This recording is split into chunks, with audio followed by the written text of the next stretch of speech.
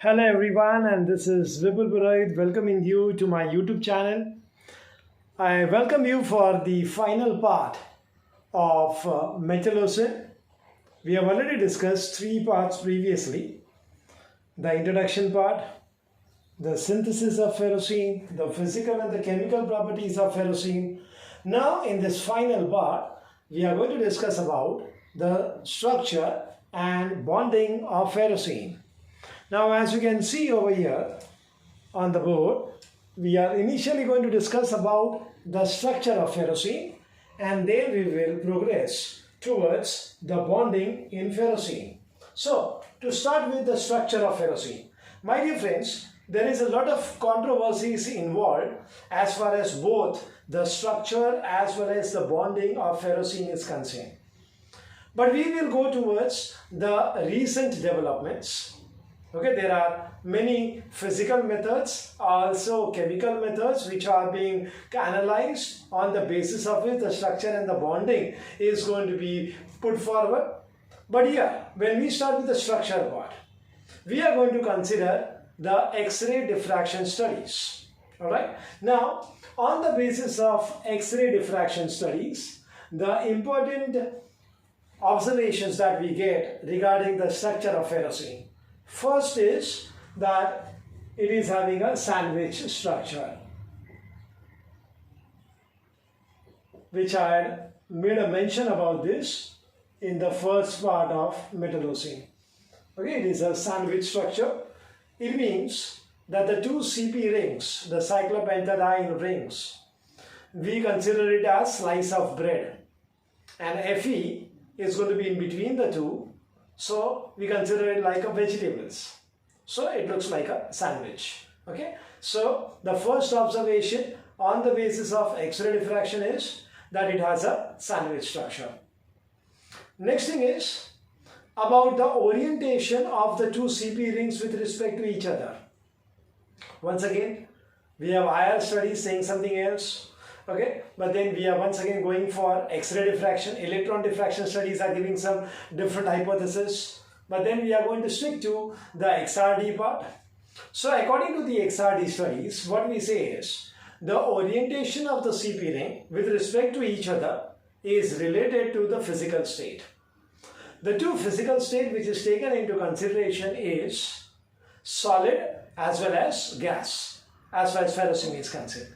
Because I told you in my physical property also that it sublimes, okay, very easily. So sublimes means what? It gets converted, solid getting converted into a gaseous state. Alright, so these are the two physical states we consider, and accordingly we try to understand the orientation of the CP ring on the basis of, I once again stress on this, inverted commas, XRD, that is on the basis of the X-ray diffraction studies. So I'll just show you the orientations of the ring.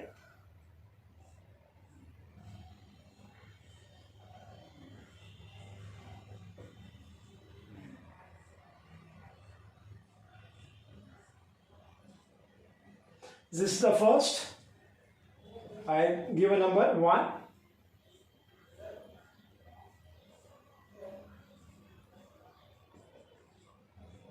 This is the second orientation that I am going to show you now.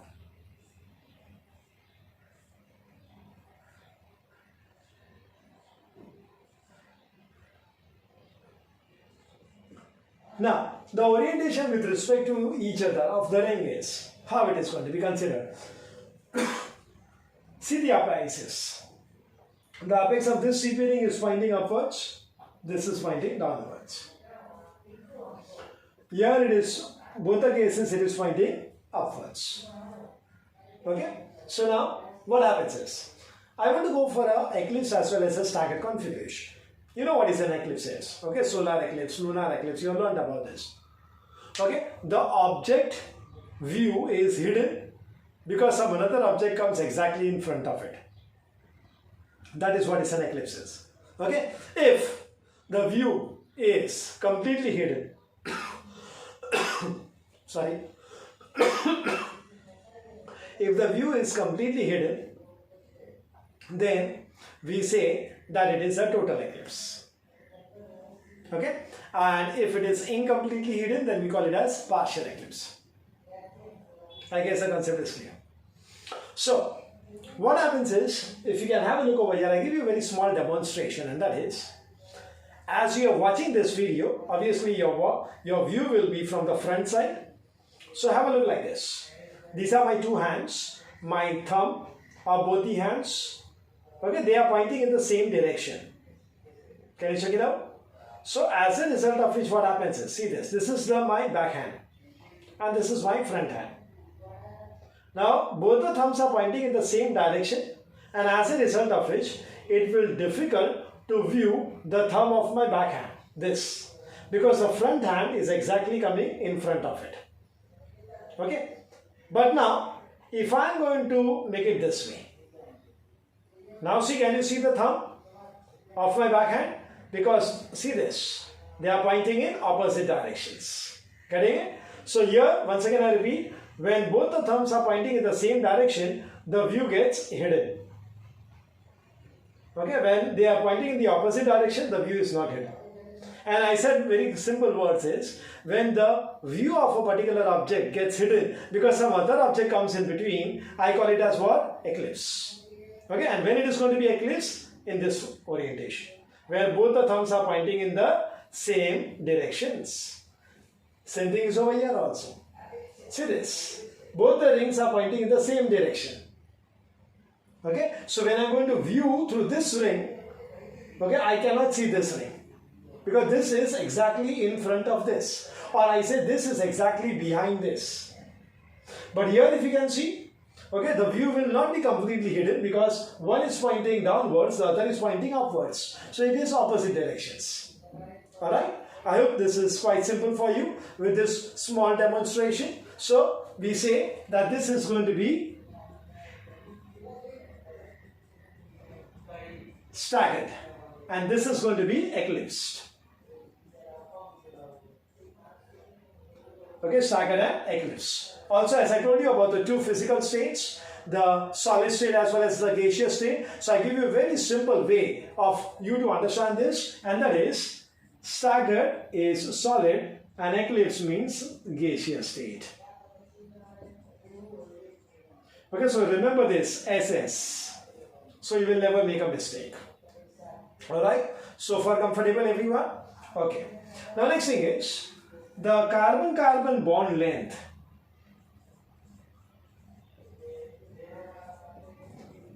Which is considered to be in a CP ring, is going to be 1.40 Armstrong degree.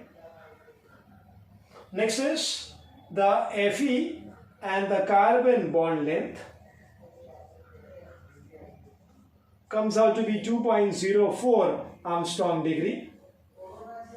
The Fe and the, or I'll say, the distance between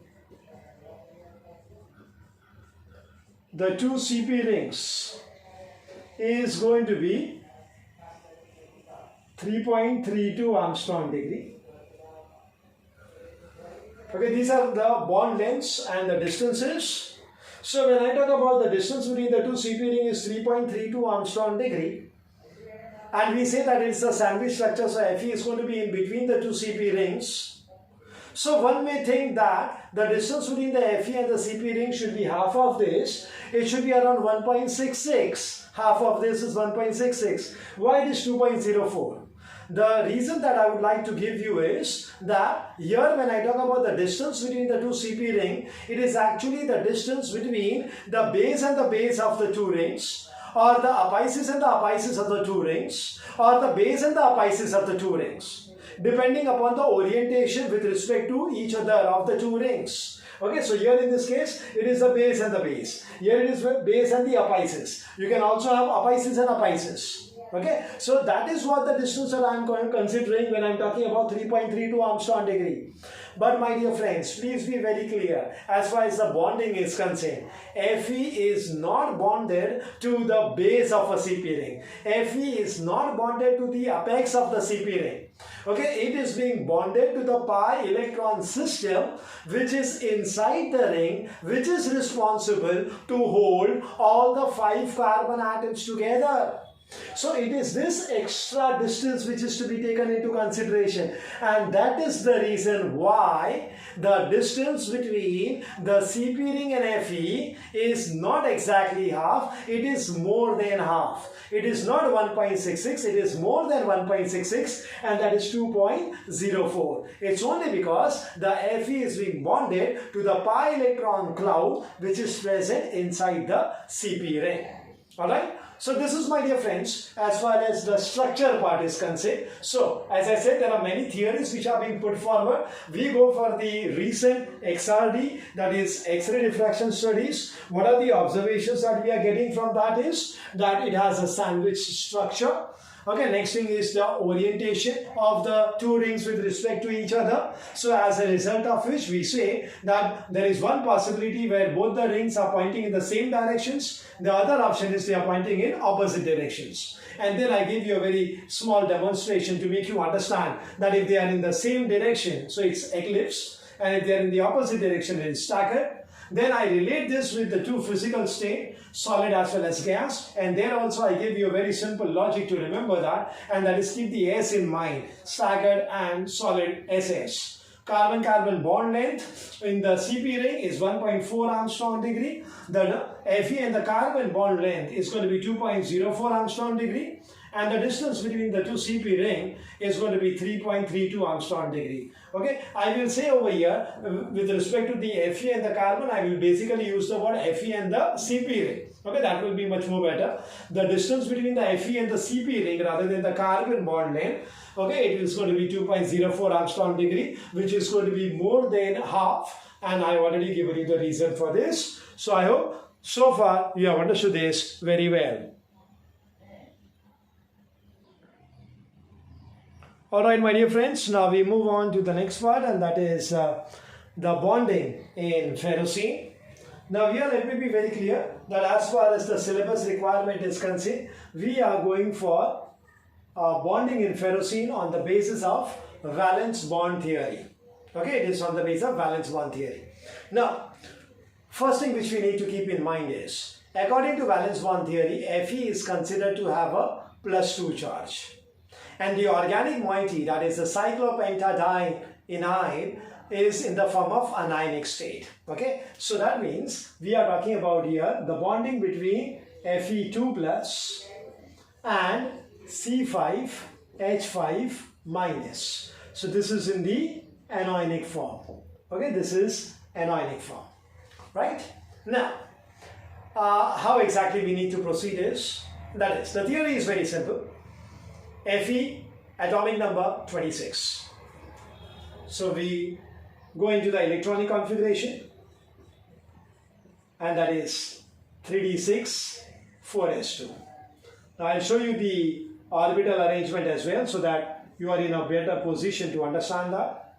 Now Fe in the ground state,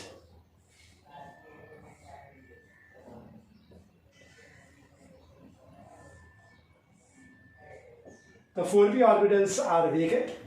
Now because Fe is in 26, 3d6, 4s2, I have already said that we are going to consider Fe in the +2 state. So 4s, 2 electrons are lost.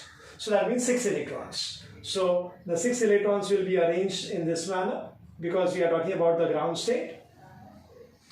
4s orbital vacant, 4p orbitals vacant. Next is, we go into Fe2 plus in the excited state. So we are providing energy, as a result of which there will be some changes as far as the arrangement of electrons is concerned, and that is we are going to bring about pairing of electrons. So when we bring about pairing of electrons, we have this way. Okay, we have pairing of electrons. So in this way all the 6 electrons gets paired up.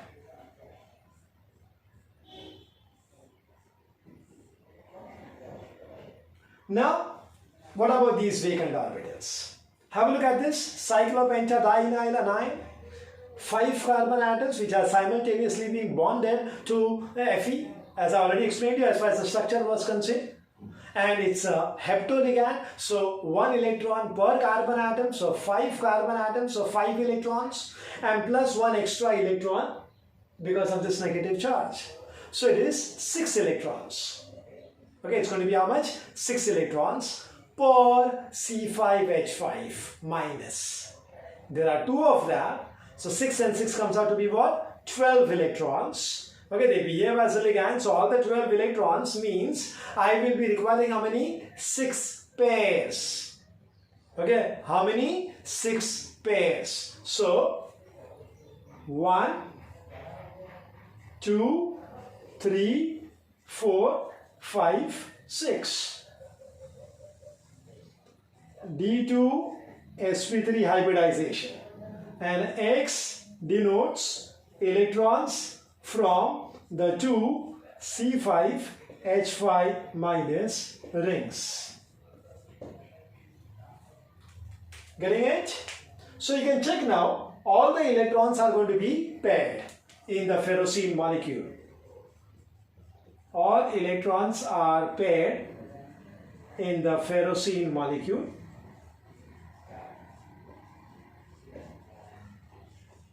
Here what I'll do is, I'll write down over here plus ferrocene, because I have clubbed both together, because I have shown the electrons of the CP rings. So that means this is not only of Fe2+, this is of ferrocene. Okay, we can also go for one more step. Okay, that means the second step is Fe2+ excited state. So I can show over here all the 3 pairs and this will be vacant. And then the next step I can show only of ferrocene. But here I club both of them together. Okay, so when I am showing electrons of both Fe2+ as well as of the 2 cyclopentadienyl ring, so that means it will now become ferrocene. So that's why I am clubbing both of these together, Fe2+ in the excited state and ferrocene as a whole. Okay, so please be very clear about this. So a little bit of a shortcut so that the duration of the video also gets a little bit lessened and it will be better for you then. So here it is very clear, all the electrons are paired because this X stands for the pair of electrons.